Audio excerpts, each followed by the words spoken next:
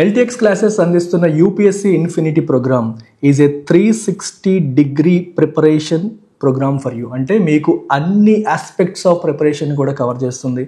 GS prelims cum mains ప్రాపర్గా live classes జరుగుతాయి, వాటి రికార్డింగ్స్ కూడా అందుబాటులో ఉంటాయి. NCERT ఫౌండేషన్ క్లాసెస్ మీకు రెడీగా 6th నుంచి 12th వరకు ఆల్రెడీ కవర్ చేసి పెట్టాం. Current affairs daily live class ఉంటుంది. CSAT CAT ఫ్యాకల్టీతో మీకు CSAT క్లాసెస్ రన్ చేస్తాం. ప్రిలిమ్స్ టెస్ట్ సిరీస్ ఎప్పటికప్పుడు వీక్లీ టెస్టులతో పాటు ప్రిలిమ్స్ ముందు ప్రాపర్ టెస్ట్ సిరీస్ మీకు అందుబాటులో ఉంటుంది. And daily mains answer writing day 1 నుంచి ఆన్సర్ రైటింగ్ పైన ప్రత్యేక శ్రద్ధ వహించి ఆన్సర్ రైటింగ్ పైన మీకున్న భయాన్ని తొలగించేలాగా ప్రోగ్రామ్ డిజైన్ చేశాం. ఇదంతా కేవలం 60,000 రూపాయలకే, that to life time validity. అంటే మీకు జాబ్ వచ్చేంత వరకు కూడా యాక్సెస్ అనేది ఉంటుంది. 1 year 2 years అని కాదు, 5 years పట్టొచ్చు, 6 years పట్టొచ్చు. Throughout your journey the programme will stay with you. And ఇది కూడా మీరు EMIలో పే చేసుకునే సువర్ణ అవకాశాన్ని కూడా మనం కల్పిస్తున్నాం. ఒకేసారి పే చేయలేని వాళ్ళు 5,000 per month పే చేసి ఈ ప్రోగ్రామ్ని మీరు సద్వినియోగం చేసుకోవచ్చు. So editorial line by line ఎక్స్ప్లెనేషన్కి స్వాగతం. Mela and milli. మేళా అంటే కుంభమేళా గురించి, మిలీ అంటే ఈ కేవోటిక్ సిచ్యువేషన్ అంటే గందరగోళం గురించి ఇక్కడ మాట్లాడుతున్నాడు. So they talking about gandaragolam here. మిలీ, people's safety should be prioritized over footfall at మహాకుంభమేళాలో ఎక్కువ మంది వచ్చారా లేదా ఫుట్ఫాల్స్ పెంచడం మీద కంటే కూడా పీపుల్ యొక్క సేఫ్టీని ప్రయారిటైజ్ చేయాలి, సేఫ్టీకి ప్రయారిటీ ఇవ్వాలి. జనాల భద్రత అనేది మోర్ ఇంపార్టెంట్. ఎక్కువ మంది వచ్చారు, 5 కోట్లు వచ్చారు, 10 కోట్లు వచ్చారు, 45 కోట్లు వచ్చారు అని చెప్పడం కన్నా కూడా అని ఇక్కడ చెప్తున్నాను. The Maha Kumbh Mela that is ongoing in Prayagraj, Uttar Pradesh has showcased the gaping మా between the center and states plans for such a large event and what they believe are sufficient resources to conduct it. Maha Kumbh Mela మనకి దట్ ఈస్ ఆన్గోయింగ్ అంటే జరుగుతోంది. ఎక్కడమ్మా? ప్రయాగ్రాజ్, ఉత్తరప్రదేశ్లో. ఇది has showcased, ఏం showcase చేస్తుంది అంటే ఏం చెప్తుంది బయటికి? ద గేపింగ్ మా అంటే ఒక ఓపెనింగ్ అన్నట్టు, గేపింగ్ అంటే వైడ్ ఓపెనింగ్ లేదా wide gap between the centres and states plans. Centre మరియు స్టేట్ యొక్క plans for such a large event, ఎలాంటి ఈవెంట్కి వాళ్ళు వేసిన ప్లాన్స్కి, మరియు what they believe are sufficient resources to conduct it. దీన్ని కాండక్ట్ చేయడానికి ఎన్ని రిసోర్సెస్ కావాలంటే ఎంతమంది పోలీస్ బలగాలు కావాలి, ఇంకా ఏం కావాలి. సో వాళ్ళ ప్లాన్కి వాళ్ళ ఎస్టిమేషన్కి గ్యాప్ ఎక్కువగా ఉంది. ప్లాన్ ఏమో పెద్దది, కానీ ఎంతమంది రిసోర్సెస్ కావాలని వాళ్ళు వేసిన ఎస్టిమేషన్ ఏమో చిన్నది. ఎక్కువ మంది రావాలని కోరిక, ప్లాన్ వేసుకున్నారు, కానీ దానికోసం రిసోర్సెస్ ఎస్టిమేషన్ సరిగ్గా చేయలేదు. సో రెండింటికి వైడ్ ఓపెనింగ్, వైడ్ గ్యాప్ ఉంది అనేది దీని యొక్క ఉద్దేశం. అహెడ్ ఆఫ్ ద మేళా అంటే ఈ మేళా జరగడానికి ముందు అని అర్థం. Ahead. Prime minister Narendra Modi, Uttar Pradesh chief minister Yogi Adityanath and their cabinet colleagues had touted the special arrangements made for the mela. So ఇది జరగడానికి ముందు Yogi Adityanath, prime minister Modi garu, cabinet colleagues వీళ్ళందరూ ఈ మేళా కోసం చేసిన స్పెషల్ అరేంజ్మెంట్స్ గురించి చాలా సందర్భాల్లో మాట్లాడారు. టౌట్ అంటే మాట్లాడడం. టౌట్ అంటే ఏంటమ్మా? గొప్పగా చెప్పడం. అంటే దాన్ని పెద్దగా ఒక పొలిటికల్గా దాన్ని ఒక మంచి పాయింట్గా వాడుకుందామని గట్టిగా చెప్పడం. ఇది మాట్లాడడం అంటే ఏదో 2 మాటలు చెప్పేయడం అని కాదు. దే అటెంప్ట్ టు సెల్ అంటాం, అంటే దాన్ని ఒక పెద్ద పాయింట్ లాగా ప్రొజెక్ట్ చేయడానికి ట్రై చేశారు. Including a surveillance system equipped with artificial intelligence to track crowds. Surveillance system తీసుకొచ్చారు, అందులో ఆర్టిఫిషియల్ ఇంటెలిజెన్స్ ఉంది క్రౌడ్స్ని ట్రాక్ చేయడానికి. Water filters to keep the rivers clean, రివర్స్ని క్లీన్గా ఉంచడానికి వాటర్ ఫిల్టర్స్ తీసుకొచ్చామని చెప్తున్నారు. A makeshift town replete with hospitals and special purpose trains. అసలు ఒక కొత్త టౌన్నే క్రియేట్ చేశారంట. అక్కడ హాస్పిటల్స్ ఉన్నాయి, స్పెషల్ పర్పస్ ట్రైన్స్ అక్కడికి వచ్చేలాగా చేశారు, అండ్ బస్సెస్ వచ్చేలాగా చేశారు. మేక్ షిఫ్ట్ అంటే temporary arrangement. But they have not sufficed. ఇన్ని చేసినప్పటికీ అవి సరిపోయాయి అంటే దే హ్యావ్ నాట్ సఫైస్డ్, సరిపోలేదు. There have been numerous reports of people being frustrated at the venue. People అక్కడ ఫ్రస్ట్రేట్ అవుతున్నారు, స్ట్రగుల్ అవుతున్నారు అని చెప్పి న్యూమరస్ రిపోర్ట్స్ వస్తున్నాయి. And during journeys to and from there, అక్కడికి వెళ్ళడానికి రావడానికి కూడా ఇబ్బంది పడుతున్నారు. మధ్యలో 20 కిలోమీటర్ల పరిధిన ట్రాఫిక్ జామ్స్ అవుతున్నాయని చెప్పి కూడా న్యూస్లో మనకు కనిపిస్తున్నాయి. ద మేళాస్ అండర్ మేనేజ్మెంట్ అంటే మేనేజ్మెంట్ సరిగ్గా లేకపోవడం, ఉండాల్సినంత ఉండకపోవడం. సిమ్మరింగ్ జస్ట్ బిలో ద సర్ఫేస్. సిమ్మరింగ్ అంటే రగలడం అనమాట. ఇప్పుడు మనకి కోపం కానీ, ఫ్రస్ట్రేషన్ కానీ, ఎయిర్పోర్ట్లు సరిగ్గా లేవనుకోండి, మనకు కోపం వస్తూ ఉంటుంది. ఇవన్నీ రగులుతూ ఉన్నాయి, అంటే బయట పడలేదు, గొడవ అయిపోతే బయట పడిపోయినట్టు. సిమ్మర్ అవుతుందంటే జస్ట్ బిలో ద సర్ఫేస్ అంటే ఇక రగులుతోంది, ఇంకా బయట పడలేదు అన్నట్టు. Was transform to out right mismanagement by the deaths of people in a crowd crush on January 29. జనవరి 29 నాడు స్టాంపీడ్ జరిగింది. తొక్కిసలాట్లో, క్రౌడ్ క్రష్లో మనకి కొంతమంది చనిపోవడానికి దారితీస్తుంది. అంటే ఈ మిస్మేనేజ్మెంట్, అండర్ మేనేజ్మెంట్ అనేది సిమ్మర్ అవుతోంది, రగులుతోంది. ఒక్కసారిగా ఎప్పుడు బయటపడింది? ఒక స్టాంపీడ్లో January 29 నాడు కొంతమంది చనిపోవడంతో అది బయటపడింది. The confused response by the Indian railways to another crush at the New Delhi railway station on February 15 indicated the centre's unwillingness to countenance the disaster on the back of an expense of 7,500 crore for the Mela and its various high-tech preparations. Government 7,500 కోట్లు ఖర్చు పెట్టి ఈ Mela conduct చేస్తుంది, various hitech preparations చేసింది. ఇవన్నీ చేసేసరికి ఇంకా 100% ఖచ్చితంగా సక్సెస్ అవుతుందని ప్రభుత్వం భావించింది.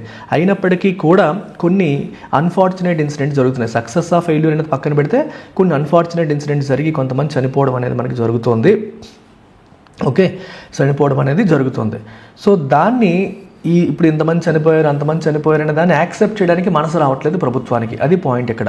అన్విల్లింగ్నెస్ టు కౌంటెనెన్స్ అంటే accept the disaster.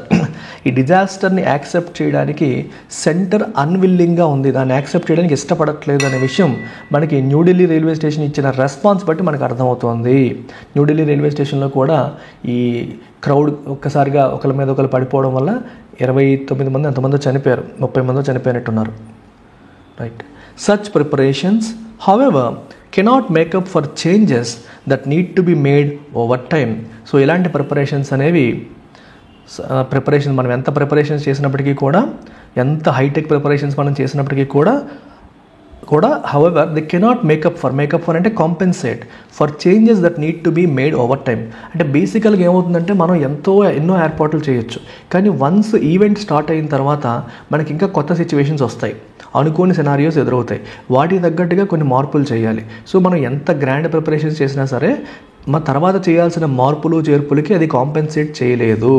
Such as రీడెవలపింగ్ a local railway station. ఇది మనం యాంటిసిపేట్ చెయ్యం, లోకల్ రైల్వే స్టేషన్ రీడెవలప్ చేయాలనే విషయం మనకి అప్పుడు తట్టదు, కానీ సినారియోలోకి వెళ్ళిన తర్వాత ఇలాంటివన్నీ వస్తాయి. సో దానికి తగ్గట్టుగా మార్పులు చేయాలి. Officials were reluctant to confirm that people had died even as local hospitals were confirming deaths. Local hospitals చెప్తున్నాయి పీపుల్ చనిపోయారు వీటి వల్ల అని, కానీ అఫీషియల్స్ మాత్రం ఇంతమంది చనిపోయారనే విషయాన్ని కన్ఫర్మ్ చేయడానికి దే వర్ రిలక్టెంట్. అంటే వాళ్ళు ఉత్సాహం చూపట్లేదు, అన్విల్లింగ్నెస్ చూపిస్తున్నారు. రిలక్టెన్స్ అంటే నాట్ షోయింగ్ విల్లింగ్నెస్ చూపకపోవడానికి రిలక్టెంట్గా ఉండడం అంటాం. In one particularly unfair statement, a deputy commissioner of police railways blamed unnecessary rush at the New Delhi railway station for the catastrophe. In one particularly unfair statement, ఒక unfair స్టేట్మెంట్లో, అంటే unfair అంటే అర్థమైంది సరిగ్గా మాట్లాడలేదు అని. Deputy commissioner of police ఏమన్నారు? Unnecessary rush అంట, అన్నెసరీగా ఈ జనాలు ఒకరి మీద ఒకరు పడిపోతారు, అందుకే జరిగింది అని ఆయన కామెంట్ చేశారు. మరి జనాలు అలా ఉంటారని మీకు తెలుసు కదా ముందే, అలాంటప్పుడు అది జరగకుండా ఏర్పాట్లు చేయాలి కదా, ఆ పాయింట్ మర్చిపోతున్నారు. సో పీపుల్ అంటేనే అలా ఉంటారు, మరి మ్యాడ్ రష్ అనేది ఉంటుంది. మరి మీరే హైప్ క్రియేట్ చేస్తున్నారు ఒక పక్క నుంచి, కుంభమేళా ఖచ్చితంగా వెళ్ళాలి, మహాకుంభమేళా మిస్ అయితే జీవితంలో ఏదో మిస్ అయినట్టని. ఇవన్నీ జరుగుతున్నాయి అన్నప్పుడు మన కామన్ మ్యాన్ ఖచ్చితంగా ఎక్సైట్ అవుతాడు, వెళ్ళాలనుకుంటాడు, కానీ ఆయన దగ్గర రిసోర్సెస్ ఉండవు. సో ఏదో చిన్న ట్రైనో చిన్న బస్సో పట్టుకుని వెళ్ళడానికి ట్రై చేస్తాడు. అలాంటప్పుడు ఈ రష్లు ఇవన్నీ వస్తాయి, దాన్ని యాంటిసిపేట్ చేయాలి, అది జరగకుండా చూడాల్సిన బాధ్యత ప్రభుత్వాన్ని. ప్రజల్ని నిందిస్తే సొల్యూషన్ రాదు, అది అన్ఫెయిర్ అవుతుంది. ది కన్సెన్సస్ అంటే ఏకాభిప్రాయం among fire safety experts worldwide is that such events occur when there is external cause for a group to panic. Fire safety experts ఏం చెప్తున్నారు ప్రపంచవ్యాప్తంగా అంటే, ఇలాంటి క్రౌడ్ రష్ లాంటివి ఎందుకు జరుగుతాయి? ఎక్స్టర్నల్ కాజ్ ఉన్నప్పుడు, అంటే వాళ్ళు ప్యానిక్ అవ్వడానికి, అంటే వాళ్ళు కంగారు పడడానికి ఎక్స్టర్నల్ కాజ్ ఏదైనా ఉన్నప్పుడే ఇలాంటివి జరుగుతాయని చెప్పి ఇంటర్నేషనల్ ఎక్స్పర్ట్స్ అందరూ కూడా చెప్తున్నారు. Like whether lacking money to buy another ticket, should they miss a train, ఒకవేళ ట్రైన్ మిస్ అయితే ఇంకో ట్రైన్ కోసం టికెట్ కొనుక్కునే డబ్బులు లేకపోవడం కావచ్చు. Or suffering injuries due to unsafe pedestrian conditions నడిచేవాళ్ళు, వాళ్ళకి సరైన నడక దారి సరిగ్గా లేకపోవడం వల్ల, ఓకే, అన్సేఫ్ కండిషన్స్ ఉండడం వల్ల వాళ్ళకి ఇంజురీస్ రావడం కావచ్చు. A preliminary probe revealed that okay, preliminary probe అంటే ఏంటి, విచారణ. అది ఏం రివీల్ చేసింది, that railways had sold 2,600 additional tickets, 2,600 additional tickets railway వాళ్ళు అమ్మారంట. And an announcement at the station of the arrival of a different train rendered this confused mass of passengers to attempt to reach the wrong platform. సో ఏ ప్లాట్ఫామ్లో మన train వస్తుందనే విషయంలో కూడా confusion వచ్చేసింది. ఒక announcement at the station of the arrival of different train వచ్చే స్టేషన్లో అనౌన్స్మెంట్ చేస్తారు. సో కుంభమేళాకి వెళ్ళే ట్రైన్ ఇంకో ప్లాట్ఫామ్లో వస్తుంది, వీళ్ళు ఇంకో ప్లాట్ఫామ్ దగ్గర అనౌన్స్మెంట్ చేశారు. సో వీళ్ళు రాంగ్ ప్లాట్ఫామ్కి ఒక్కసారిగా ఎంతమంది రావడం అనేది జరిగే పరిస్థితి వచ్చింది. అండ్ దట్ రెండర్డ్ అంటే made this confused mass of passengers, అంటే మొత్తం మాస్ అంటే ఒక గ్రూప్ జనాలు, వీళ్ళందరూ కూడా రాంగ్ ప్లాట్ఫామ్కి వెళ్ళడానికి ప్రయత్నం చేసే సిచ్యువేషన్ అది క్రియేట్ చేసింది.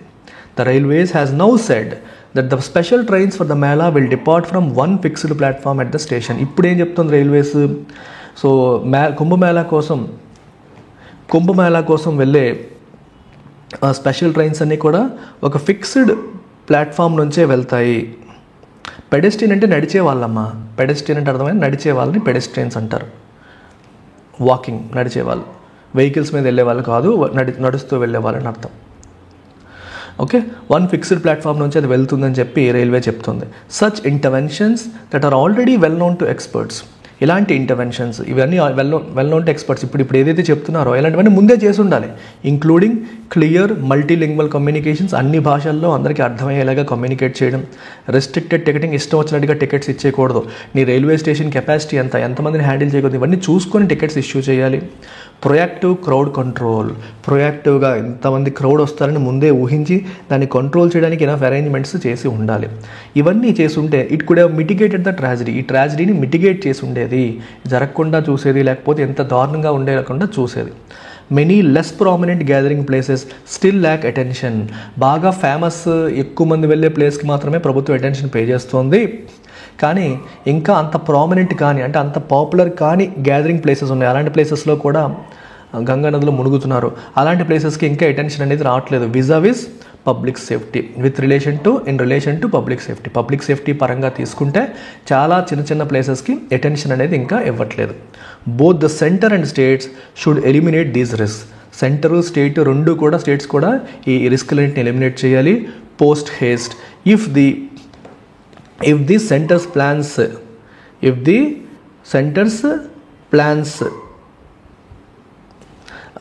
to increase the footfall at places of worship are not to lead to more catastrophe.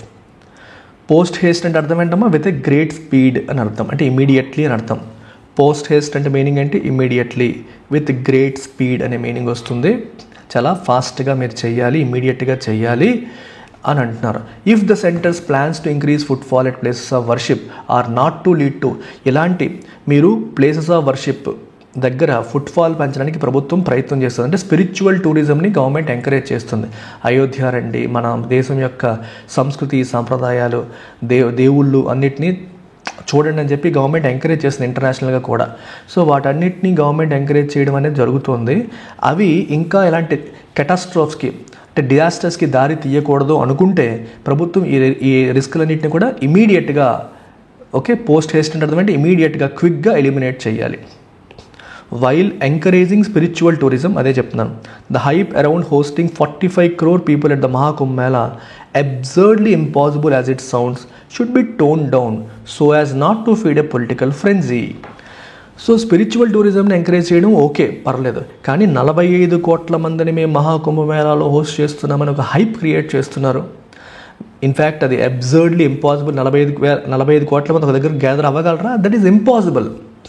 Okay, అది చాలా ఇంపాసిబుల్ థింగ్. కానీ అలాంటి పదాన్ని మళ్ళీ వాడడం ఏదైతే ఉందో, ఈ హైప్ ఏదైతే ఉందో, it should be tone down, దాన్ని టోన్ డౌన్ చేయాలి. So as not to feed A political frenzy, లేకపోతే అది పొలిటికల్ ఫ్రెంజీకి దారితీస్తుంది.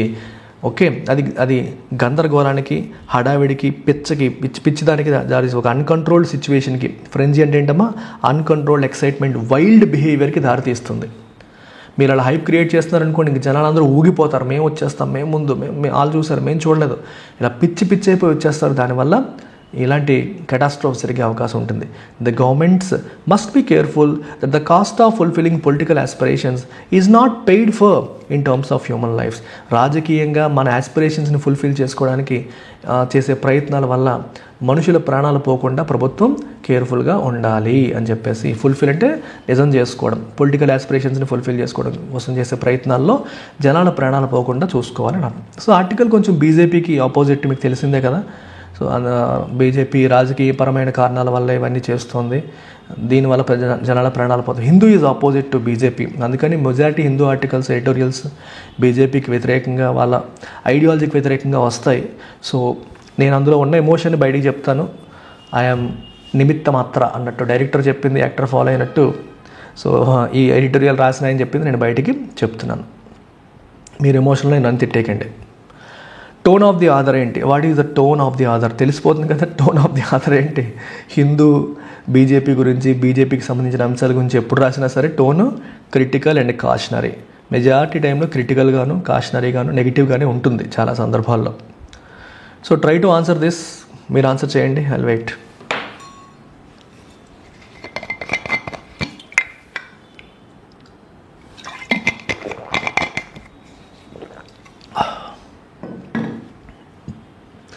సకం అంటే లొంగిపోవడం.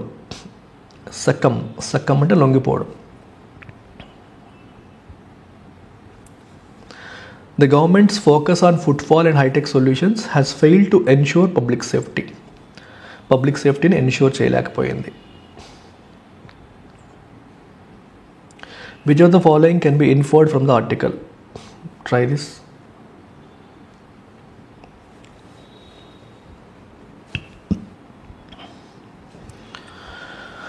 So answer, no, Prashanti, be careful.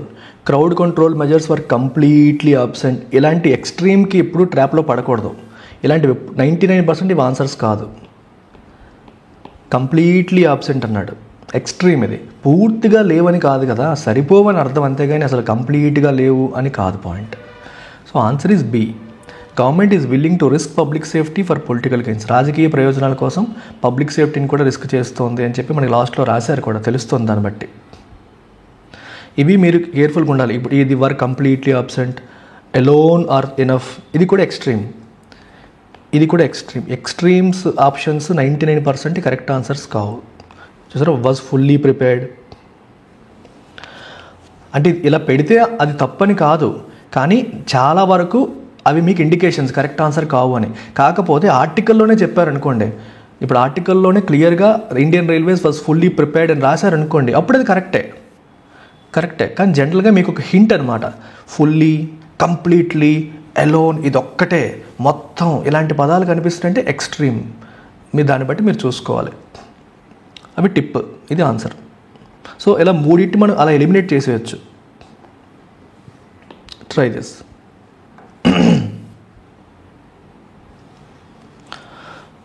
Maha Kumbh Mela should be banned. చూసారా ఎలా ఉంది? అది ఎక్స్ట్రీమ్. మొత్తం బ్యాన్ చేసేయాలంట. సేఫ్టీ కన్సర్న్ ఉందని మొత్తం బ్యాన్ చేసేస్తామా చెప్పండి? తప్పు. Technology alone cannot effectively manage. ఇది ఎక్స్ట్రీమా? ఇది ఎక్స్ట్రీమ్ కాదు. ఎందుకు? ఎలోన్ అనే పదం ఉంది, కానీ ఎలా రాశారు? ఇట్ ఎలోన్ కెనాట్ అంటే అది ఒక్కటే చేయలేదు అన్నారు. మరి అది ఎక్స్ట్రీమ్ అది ఒక్కటే చేయగలుగుతుంది అంటే మనం ఎక్స్ట్రీమ్ అంటాం. అది ఒక్కటే చేయలేదు అంటే ఎక్స్ట్రీమ్ ఏం కాదు కదా. నేను ఒక్కడనే తోపు అనేది ఎక్స్ట్రీమ్ వర్డ్. ఓకే, నేను ఒక్కడనే కాదు అంటే అది నాట్ ఎక్స్ట్రీమ్. సో ఇది కరెక్ట్ ఆన్సరే, కానీ ఎక్స్ట్రీమ్ నాట్ ఎక్స్ట్రీమ్ అనే దాన్ని బట్టి పెట్టేయకూడదు. Technology alone cannot effectively manage. ఎందుకంటే టెక్నాలజీ బాగా వాడారని చెప్పారు, అయినప్పటికీ సేఫ్టీ కన్సర్న్స్ వచ్చాయి. సో అది ఒకటే సరిపోదని మనం అజ్యూమ్ చేసుకోవచ్చు. Correct. Public safety is less important. చూసారు, ఇలా అనొచ్చా? రిలీజియస్ టూరిజం కంటే పబ్లిక్ సేఫ్టీ లెస్ ఇంపార్టెంట్ అనొచ్చా మనం? No improvements can be made. ఇది ఎక్స్ట్రీమ్. అసలు ఇంప్రూవ్మెంట్సే చేయలేము, ఇది ఇలాగే ఉంటుంది, ఇంప్రూవ్మెంట్ చేయలేము అంటున్నాడు. అది కరెక్ట్ కాదు.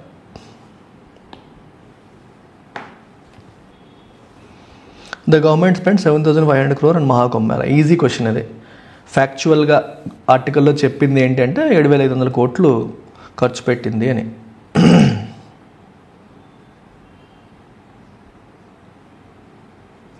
What immediate step? డియా? 7,500 కోట్లు క్లియర్గా చెప్పారు కదమ్మా, మళ్ళీ డి ఎందుకు? లోకల్ అథారిటీ సక్సెస్ఫుల్గా మేనేజ్ చేశారు. ఇదేంటిది? ఏం మేనేజ్ చేశారు? సక్సెస్ఫుల్గా మేనేజ్ చేసి ఎందుకు చనిపోతారు ప్రజలు? ఎందుకమ్మా 45 కోట్ల మంది రాలేదు, గవర్నమెంట్ హైప్ క్రియేట్ చేస్తుంది అన్నాం, 45 కోట్ల మంది వచ్చారని చెప్పలేదు.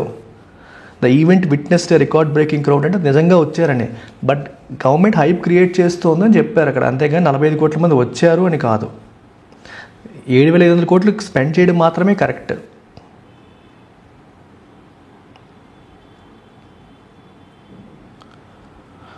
What immediate step did the railways take after the crowd crush incident? Railways ఇంకా ఏ స్టెప్ తీసుకుంది ఇమీడియట్గా చెప్పండి? It announced that special trains would depart from a fixed platform. మహాకుంభమేళాకి స్పెషల్ ట్రైన్స్ తీసుకొస్తాము, అవి ఒక ఫిక్స్డ్ ప్లాట్ఫామ్ నుంచే డిపార్ట్ అవుతాయి. అప్పుడు కన్ఫ్యూజన్ ఉండదు, అది ఏ ప్లాట్ఫామ్ నుంచి వెళ్తుందన్న కన్ఫ్యూజన్ అనేది అప్పుడు ఉండదు, ఒకటే ప్లాట్ఫామ్ నుంచి వెళ్తాయి అన్నట్టు చెప్పడం జరిగింది. కౌంటెనెన్స్ అనే పదానికి మీనింగ్ చెప్పాను, ఏంటి? What is the meaning of the word countenance?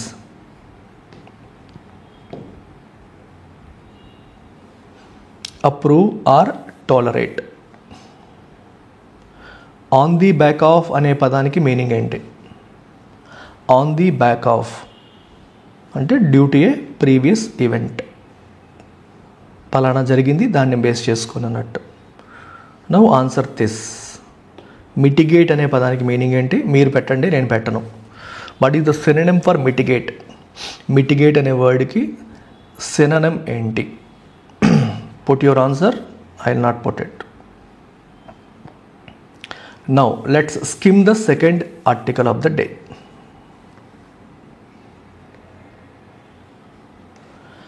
End of intrigue. India and Pakistan must reach a broader consensus on sports. Intrigue అంటే అర్థం ఏంటి? ఇంట్రిగింగ్ అంటే ఇంట్రెస్టింగ్ అన్నట్టు, లేకపోతే మనకేదో మిస్టరీ అన్నట్టు, క్యూరియాసిటీ అన్నట్టు ఇలాంటి పదాలు వస్తాయి. మిస్టీరియస్, మిస్టరీ, క్యూరియస్, ఏం జరుగుతుందో తెలియదు, సస్పెన్స్ అన్నట్టుగా కూడా చెప్పొచ్చు. ఎనీవే మీకు లైన్ బై లైన్ నేను చెప్పను, స్కిమ్ చేస్తాను ఫాస్ట్గా. చూడండి. In a cricket calendar packed with international fixtures, domestic T20 leagues, ICC champions trophy. Okay fine. మనకి సంవత్సరం అంతా ఇంటర్నేషనల్ ఫిక్చర్స్ ఉన్నాయి, డొమెస్టిక్ T20 లీగ్స్ ఉన్నాయి. ఇన్ని ఉన్నప్పటికీ కూడా ఐసీసీ ఛాంపియన్స్ ట్రోఫీ కూడా నిలబడగలిగింది. Okay. ODI T20 world cups ఉన్నాయి, ఐసీసీ వరల్డ్ టెస్ట్ ఛాంపియన్షిప్ ఉన్నాయి. ఇవన్నీ ఇప్పటికీ మార్కీ గ్లోబల్ ఈవెంట్స్గా, అంటే పెద్ద పేరున్న గ్లోబల్ ఈవెంట్స్గా ఉన్నాయి. అండ్ ఛాంపియన్స్ ట్రోఫీ ఒకప్పుడు ఇంక ఇది పనికిరాదు, ఎక్స్పెండబుల్, ఇది లేకపోయినా పర్లేదు అనుకున్నారు. అయితే desire for ICC branded tournament almost every year, ప్రతి సంవత్సరం కూడా ఐసీసీ బ్రాండెడ్ టోర్నమెంట్ ఉండాలి అనే desire coupled with commercial appeal. ICC branded tournament జరగడం వల్ల ఏమవుతుంది? కమర్షియల్ అపీల్, ఎక్కువగా వాడికి క్రేజ్ ఉంటుంది. దానివల్ల ఛాంపియన్స్ ట్రోఫీ కూడా సర్వైవ్ అయ్యింది, అదర్వైజ్ తీసేద్దాం అనుకున్నారు. ఇప్పుడు 9th ఎడిషన్ కరాచీలో వెడ్నెస్డే రోజు స్టార్ట్ అవుతుంది. పాకిస్తాన్ ఈజ్ ద హోస్ట్, వాళ్ళు న్యూజిలాండ్తో మొదటి మ్యాచ్ ఆడబోతున్నారు. ఓకే. ఈ tournament however was nearly derailed by ever presenting political. అయితే ఈ టోర్నమెంట్ ఏదైతే ఉందో ఇండియాకి పాకిస్తాన్కి ఉన్న ఈ పొలిటికల్ టెన్షన్స్ వల్ల అసలు టోర్నమెంట్ ఇంకా ఆగిపోద్దేమో, ఇంకా దారి తప్పేస్తుందేమో అని కూడా అనుకున్నారు. ఎందుకంటే ఇండియా పాకిస్తాన్కి వెళ్ళి ఆడను అని చెప్పి అంటుంది. పాకిస్తాన్ వాడేమో మేము అలా ఒప్పుకోమేమో, వాళ్ళు కూడా వచ్చి ఆడాలని చెప్పి వాళ్ళు అంటారు. సో ఇండియా ఇనీషియల్గా పాకిస్తాన్ వెళ్ళని చెప్పింది, ఇంక ఈవెంట్ డ్యామేజ్ అవుతుందని చెప్పి భావించారు. అయితే ఫైనల్గా ఒక కాంప్రమైజ్ అయితే వచ్చింది. సో ఇండియా మ్యాచెస్ అన్నీ కూడా దుబాయ్లో అవుతాయి అన్నమాట. సో రోహిత్ శర్మ టీమ్ అన్ని ఫిక్చర్స్, అన్ని మ్యాచ్లు కూడా యూఏఈలో ఆడుతుంది. ఒకవేళ ఫైనల్కి వెళ్తే టైటిల్ క్లాష్ కూడా యూఏఈలోనే జరుగుతుంది, అది కూడా దుబాయ్లోనే జరుగుతుంది అనమాట. So once again global cricket tournament tainted by geo political disputes. రెండు దేశాల మధ్య గొడవల వల్ల అది కొద్దిగా దెబ్బతినింది. టెయింటెడ్ అంటే మరకపడింది, మచ్చపడింది అన్నట్టు చెప్పొచ్చు. an issue that will persist. So India Pakistan leaderships ఒక ఏకాభిప్రాయానికి వస్తే తప్పితే ఈ ఇష్యూ కంటిన్యూ అవుతూనే ఉంటుంది కానీ ఆగదు, ఎస్పెషల్లీ స్పోర్ట్స్ విషయంలో. సో ఇండియా బంగ్లాదేశ్తో దుబాయ్లో తన ఫస్ట్ మ్యాచ్ థర్స్డే రోజు ఆడబోతుంది, 20వ తారీఖు. 19th Pakistan New Zealand match, 20th India Bangladesh match ఉన్నాయి. సో రీసెంట్గా ఆస్ట్రేలియాతో 1-3తో ఇండియా టెస్ట్ సిరీస్లో ఓడిపోయింది. సో ఇప్పుడు ఛాంపియన్స్ ట్రోఫీలో ఓడిఐ ఫార్మాట్లో గెలవడం ద్వారా ఆ బాధను పోగొట్టుకోవాలి, మళ్ళీ రిడెంప్షన్, మళ్ళీ పూర్వ వైభవాన్ని పొందడానికి ఇండియా ప్రయత్నం చేస్తుంది. రీసెంట్గా ఇంగ్లాండ్ మీద 3-0తో 3 వన్డేలను కూడా గెలిచేసి ఒక మొమెంటం తెచ్చుకురాగలిగింది. కానీ అసలు ఛాలెంజ్ అనేది మనకి వెస్ట్ ఏషియన్ స్కైస్లో మనకి కనిపిస్తుంది. వెస్ట్ ఏషియా అంటే ఏంటి మనకి దుబాయ్లో అసలు ఛాలెంజ్ అనేది మనకు వస్తుంది. Rohit Sharma under scrutiny. రీసెంట్గా అతని ఫామ్ బాగాలేదు కాబట్టి అందరూ అతని స్క్రూట్నీ చేస్తున్నారు, అతను ఫామ్ బాగాలేదని అంటున్నారు. ఫైనల్గా ఈ ఫౌండ్ సమ్ రెస్పైట్. ఫైనల్గా ఒక ఉపశమనం వచ్చింది దానికి. ఇంగ్లాండ్తో ఆయన సెంచరీ కొట్టాడు. కాకపోతే అతని టీమ్ ఇప్పుడు చేసింది సరిపోతుందా? సరిపోదు. They have to deliver more to get to the end of the tournament మొత్తం చివరిదాకా వెళ్ళాలంటే ఇప్పుడు చేస్తుంది సరిపోదు, ఇంకా చాలా చేయాలి. పాకిస్తాన్ని బీట్ చేయడం, ఇన్ఫ్యాక్ట్ టోర్నమెంట్ యొక్క హోస్ట్ అది at a neutral venue, will add some drama. So obviously మనకి ప్రతిసారి ఇండియా పాకిస్తాన్ మ్యాచ్లు అంటే ఒక రకమైన ఎక్సైట్మెంట్. రెండు దేశాల మధ్య బైలేటరల్ టోర్నమెంట్స్ ఇప్పుడు అవ్వట్లేదు కాబట్టి ఓన్లీ ఐసీసీ టోర్నమెంట్స్లోనే దేశాలు రెండు కలుస్తున్నాయి కాబట్టి సో పాకిస్తాన్ని బీట్ చేయాలని కూడా ప్రతి ఇండియన్ కోరుకుంటాడు. సో ఒక చిన్న ఎక్సైట్మెంట్ అది క్రియేట్ చేస్తుంది. అన్ఫార్చునేట్లీగా జస్ప్రీత్ బుమ్రా మన పేస్ హెడ్ ఆయన లేకపోవడం అనేది డెఫినెట్గా దాని ఇంపాక్ట్ అనేది పడుతుంది. కాకపోతే మహమ్మద్ షామీ రిటర్న్ అవ్వడం అనేది కొంత రిలీఫ్ ఇస్తుంది. ఈ ఎమోషనల్ వెయిట్ ఆఫ్ ద టోర్నమెంట్కి ఎడిషన్ ఏంటంటే ఇది final ICC event for Rohit శర్మకి, విరాట్ కోహ్లీకి, రవీంద్ర జడేజా వీళ్ళు ఇంకా రిటైర్ అయిపోవచ్చు. నెక్స్ట్ T20 వరల్డ్ కప్లో వీళ్ళు పార్టిసిపేట్ చేయరు, ఎందుకంటే ఆల్రెడీ మొన్న T20 వరల్డ్ కప్ తర్వాత రిటైర్ అయిపోయారు. వరల్డ్ టెస్ట్ ఛాంపియన్షిప్ ఏమో ఇండియా ఓడిపోయింది కాబట్టి మన ఫైనల్కి వెళ్ళలేదు కాబట్టి అది ఆడరు. నెక్స్ట్ ODI వరల్డ్ కప్ ఇంకా చాలా దూరం ఉంది, అంతవరకు వీళ్ళు ఉంటారా అనేది డౌటే. అంతవరకు రిటైర్ అవ్వకుండా ఉంటారనేది డౌట్. ఎందుకంటే అప్పటికి రోహిత్ శర్మకి 40 ఏళ్ళు, విరాట్ కోహ్లీకి 39 ఏళ్ళు వచ్చేస్తాయి, వాళ్ళు ఉండకపోవచ్చు. సో కాబట్టి మోస్ట్లీ వాళ్ళందరికీ ఇదే ఫైనల్ ఐసీసీ ఈవెంట్ అవ్వచ్చు అనేది కూడా ఒక another emotional aspect. ICC T20 world cup last year గెలిచింది ఇండియా. ఛాంపియన్స్ ట్రోఫీ ఖచ్చితంగా గెలవాలి. 2013లో గెలిచాం, మళ్ళీ ఖచ్చితంగా ఈసారి గెలవాలని చెప్పి ఇండియా ఖచ్చితంగా కసితో ఉంది. ఇండియా పాకిస్తాన్ ఇంట్రిగ్ అనేది పక్కన పెడితే, ఆ ఎక్సైట్మెంట్ పక్కన పెడితే, ఆస్ట్రేలియా కూడా స్ట్రాంగ్ కంటెంటర్గా మనం చెప్పొచ్చు. ఓకే, వాళ్ళకి ప్యాట్ కమిన్స్, మిచెల్ స్టార్క్, జోష్ హేజల్వుడ్ వాళ్ళు లేరు. అయినప్పటికీ కూడా ఆస్ట్రేలియా ఎప్పుడు కూడా ఇంటర్నేషనల్ ఐసీసీ ఈవెంట్స్ అనేసరికి ఆస్ట్రేలియా డెఫినెట్గా టాప్ టీమ్గానే మనకి ఉంటుంది. అయితే ఇంకోవైపు వెస్టిండీస్, శ్రీలంక ఈ టోర్నమెంట్లో లేకపోవడం అనేది అనదర్ ఇండికేటర్. ఇంటర్నేషనల్ క్రికెట్లో బ్యాలెన్స్ షిఫ్ట్ అవుతుంది అనేది ఒక ఇండికేటర్. అంటే వెస్టిండీస్, శ్రీలంక క్వాలిఫై అవ్వలేదు, so that is another indicator international క్రికెట్లో బ్యాలెన్స్ షిఫ్ట్ అవుతుందని. సో ఇది ఫైనల్గా చెప్పారు. సో ఫైనల్గా చెప్పాలనుకుంటుంది ఏంటి, what is the main idea of the article చెప్పండి, మీరే ఆన్సర్ పెట్టండి.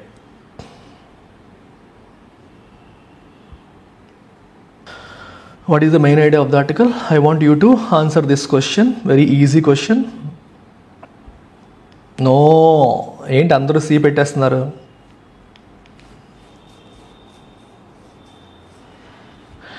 Answer is B. India and Pakistan must resolve their political tensions to ensure smooth international sporting events. International sporting events స్మూత్గా జరగాలంటే రెండు దేశాలు పొలిటికల్ టెన్షన్స్ని సార్ట్అవుట్ చేసుకోవాలి అని అర్థం. ఓకే, అలాగే mentorship program is available from me directly. So 1-on-1 mentorship, ఎవరికైనా సరే పర్సనల్ గైడెన్స్ కావాలి యూపీఎస్సీ ప్రిపరేషన్లో, ప్రతి స్టెప్లో మీకు చేదోడు వాదోడుగా ఉండాలి అనుకుంటే ఈ మెంటర్షిప్ ప్రోగ్రామ్ అందుబాటులో ఉంది. ఇది మీరు యూపీఎస్సీ క్రాక్ చేసేంత వరకు కూడా మీకు వ్యాలిడిటీ అనేది ఉంటుంది. సో ఇది స్వయంగా నేనే ప్రొవైడ్ చేస్తాను. The fee for this is 10,000 rupees. It comes with life time validity.